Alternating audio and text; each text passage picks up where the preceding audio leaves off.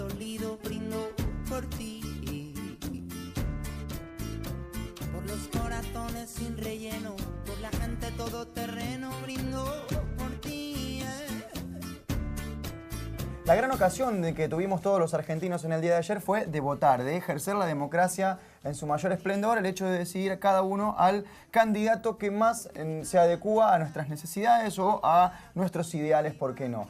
Por eso continuamos hablando de lo que dejó esta elección presidencial, también de diputados, senadores, parlamentarios del Mercosur y demás, y algunos gobernadores en otras provincias con una voz especialista. Lo hacemos exactamente como decís, Emma, con una voz especialista. Estamos con él, que es doctor en ciencias políticas, lo presentamos. Ya ha estado en nuestros estudios, es un amigo de la casa, se podría decir. Exactamente, sí, sí, claro. Santiago Polop, bienvenido, muchas gracias por venir. Bueno, muchas gracias por la amistad.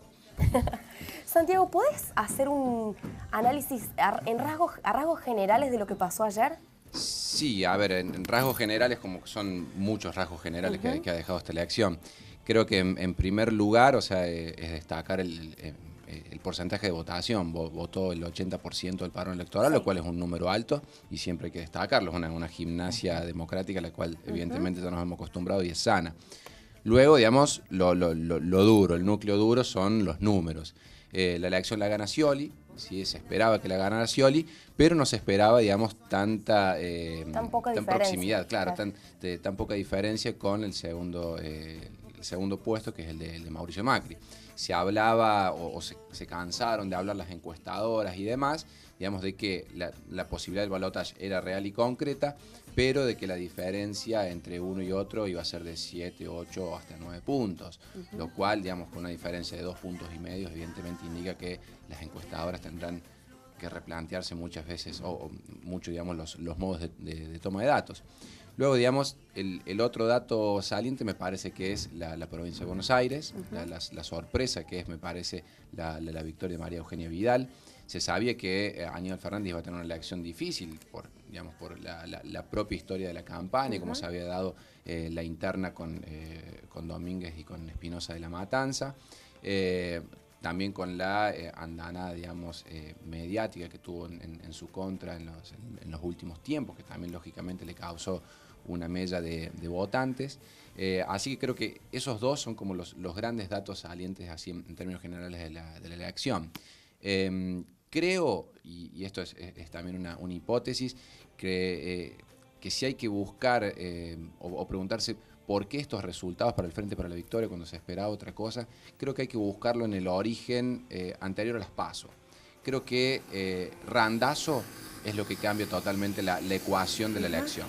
Bien. Claro. Me parece que ese dato hay que tenerlo también. Es decir, quitada la figura de Randazzo o apartado, como se supo decir, no se sabe bien cómo es la cuestión en realidad, es decir, al no ir en una interna con Scioli, ese es como la punta del ovillo que generó... Yo creo que más que no ir a una interna con Scioli, no haber aceptado el cargo por la gobernación. Claro, es verdad. Porque Randazzo, digamos, juntaba o articulaba tanto la presencia del peronismo nuevo, del peronismo viejo, del kirchnerismo nuevo, del kirchnerismo viejo.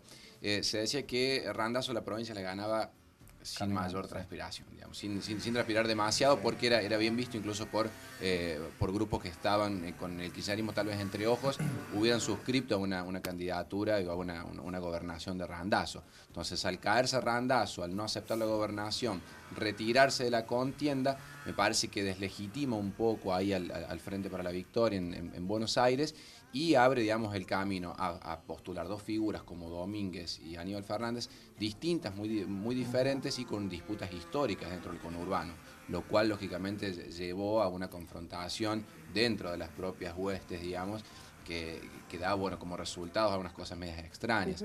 Por ejemplo, yo leía que había, para votos para presidente en la provincia de Buenos Aires, en blanco había 200.000 votos en la provincia de Buenos Aires. Claro. Pero para la categoría de gobernador, en blanco había 500.000.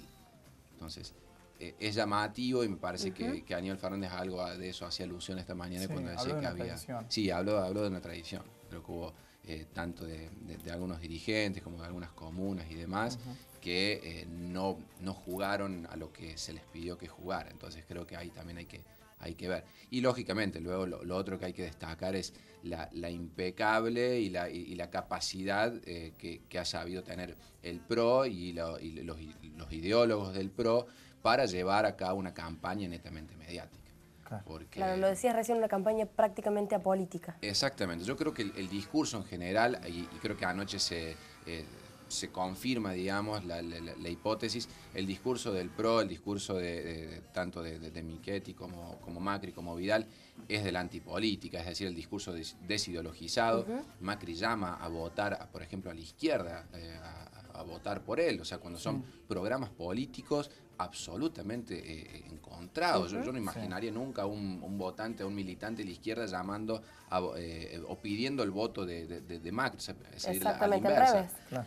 No me parece. Entonces creo que Macri ha apuntado durante todo este tiempo a despolitizar y deshistorizar la campaña política. Y han sido sumamente hábiles.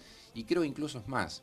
Creo que la nueva ley electoral y todo el sistema de publicidad electoral que se ha ido desarrollando, bueno, todo lo que vimos todo este tiempo, la sobresaturación de los spots y demás. Que si algo que quedó claro es que vimos. Es que vimos.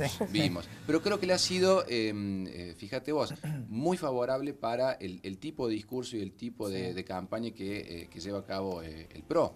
Porque son 40, 50 segundos para decir qué se puede decir en relación a un argumento, a una idea política o desarrollar en serio, digo, un proyecto político en 40, 50 segundos.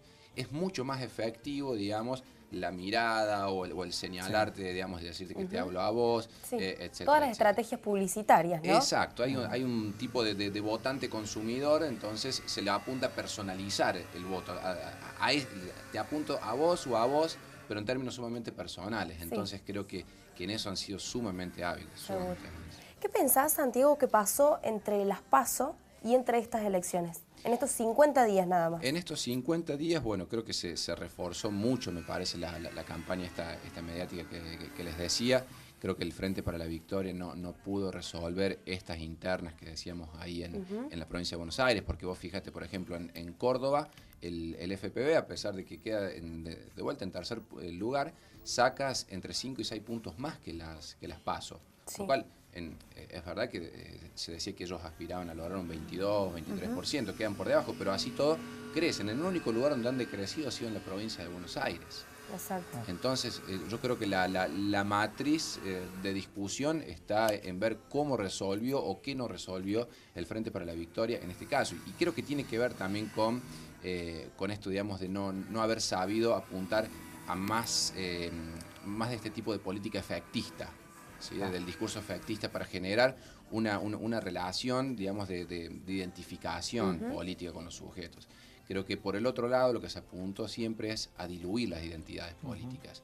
La identidad política se genera cuando el sujeto se siente interpelado, ¿sí? Y suscribe en todo caso a esa interpelación. Exacto. Lo que ha procurado hacer, vuelvo a decir muy bien el PRO, es a diluir esas identidades, esa identificación, es decir, deshistorizar el sujeto, deshistorizar los conceptos políticos como soberanía, como deuda, como matriz productiva. Es decir, de eso no se habla de abrazos, de buena gente, de li en lugar de lo. Claro. ¿Se entiende? Entonces me parece que ahí hay algo que repensar. Bien, ya están trabajando los políticos del día de hoy, ya se los escucha trabajar, ya se los escucha. Manos a la obra, claro, están trabajando en la campaña. Nunca más literal. Claro. ¿De quién, o sea, si uno tuviera que ver, sacando los números, digo, en términos, ¿por qué no psicológicos, un análisis político, quiénes ganaron y quiénes perdieron ayer? ¿Quiénes ganaron y quiénes perdieron ayer?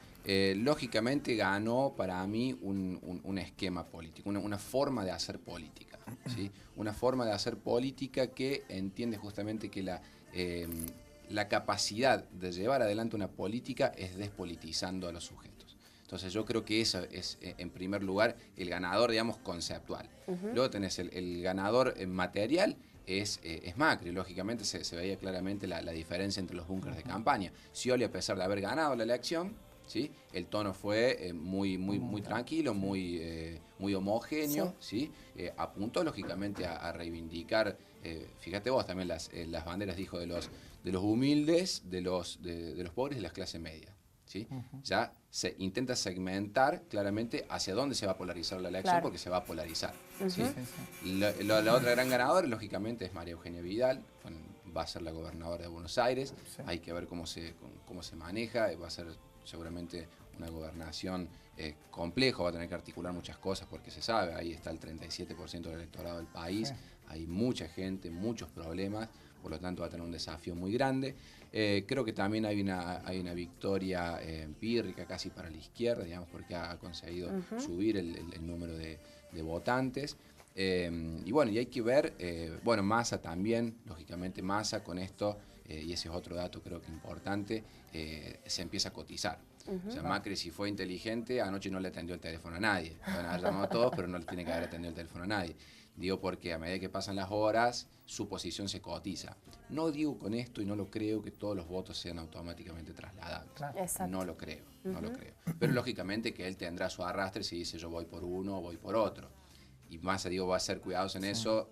Anoche, por ejemplo, no habló de una fidelidad peronista, porque eso significaría ya volcar un voto, en todo caso, hacia Scioli. Claro. O sea, fue también de vuelta un discurso lavado, si se quiere, sin posicionarse demasiado, aunque parecía tener una tendencia más a volcarse hacia apoyar a Macri.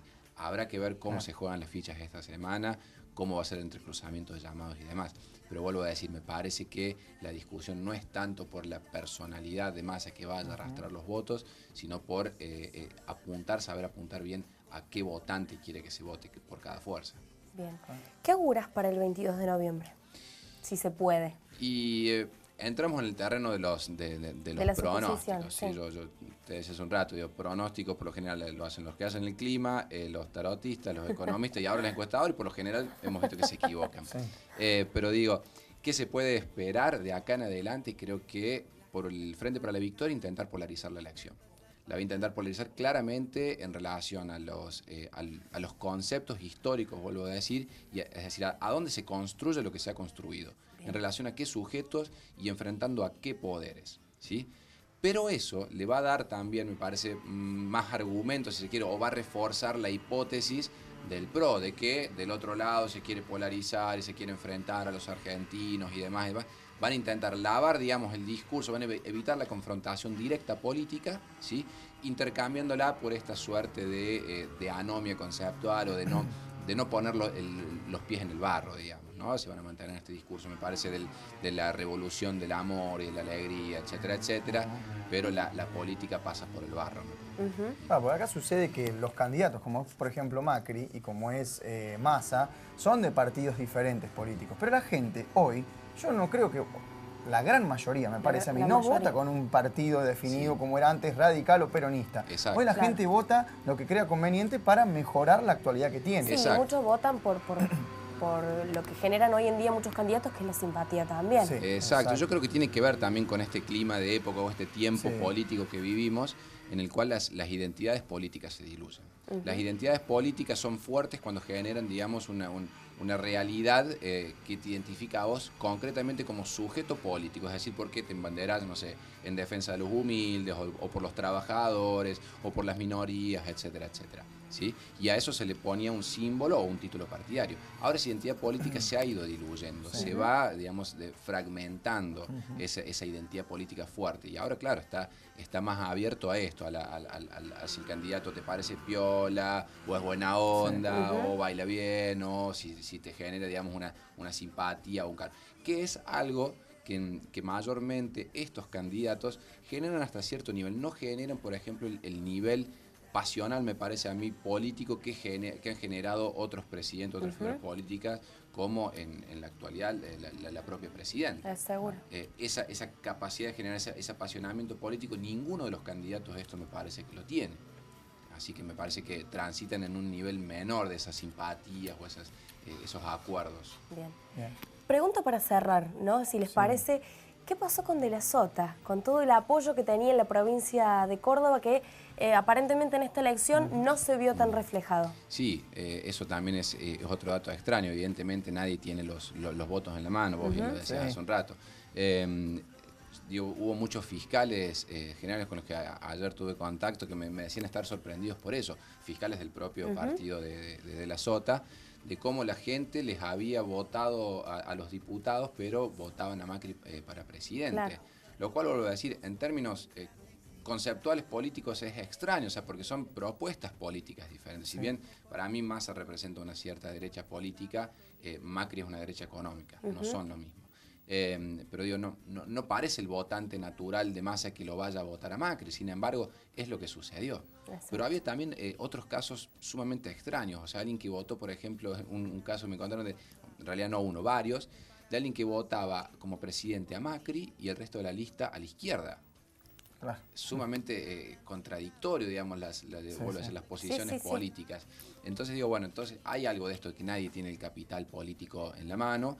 Evidentemente el gobernador no hizo un traslado absoluto de los votos, porque había sacado mucha más cantidad, digamos, durante las PASO, que las que sacó ahora una. Así que bueno, creo que está todo por decir todavía. De acá nada está definido. Digamos, me parece que el único pronóstico que se puede llegar a hacer es que va a ser un escenario sumamente polarizado. La disputa va a ser muy fuerte, va a ser muy fuerte la disputa. Y bueno, habrá que estar atento, escuchar y informarse. Bueno, lo único que sabemos es que el 22 de noviembre tenemos que volver a las urnas. Exacto. Muchas gracias por venir, Santiago. La verdad, un placer como siempre. No, por favor. Gracias a ustedes por la invitación. Bueno, y seguro que los dos máximos candidatos desde hoy empiezan a trabajar porque es menos de un mes el tiempo que tienen para imponer sus ideas y, por qué no, imponerse en este balotaje que por primera vez se va a llevar a cabo, se va a ejecutar, aunque ya hubo una oportunidad de balotaje en el año 2003. Un especial de elecciones o post-elecciones que estamos continúa. Exactamente, realizando y no te lo pierdas. Después de la pausa.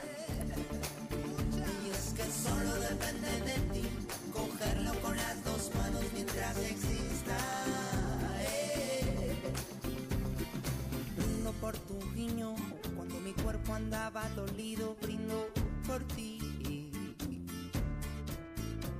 Por los corazones sin relleno, por la gente todoterreno, brindo por ti.